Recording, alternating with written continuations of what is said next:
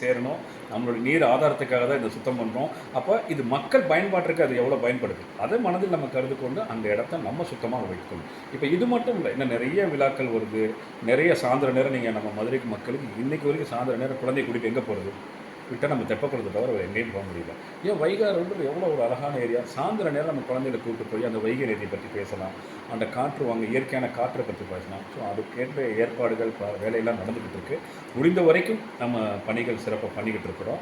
இது போக மாற்றுத்திறனாளிகள், நம்ம பார்வையற்றோர்களுக்கு, மகளிர் சுயதொழில் உதவி பெண்களுக்கு, கல்விக்கு, இந்த மாதிரி பலவேறு உதவிகள் நம்ம நட்சத்திர மண்டல அறக்கட்டளை வெகு கூடிய சீக்கிரம் நாங்கள் பண்ணிக்கிட்டு இருக்கிறோம். அதனால் இன்னும் இது வந்து நான் ஒன்றும் பெருசாக சாதித்ததாக நினைக்கல. ஓகே, முடிந்த அளவுக்கு தான் பண்ணியிருக்கிறோம். இன்னும் பல ஆண்டுகள் கடந்து மக்களுடைய பிரச்சனைகளை தீர்த்து மதுரைக்கு நம்ம இப்படி ஒருத்தர் செய்யும்போது அத்தனை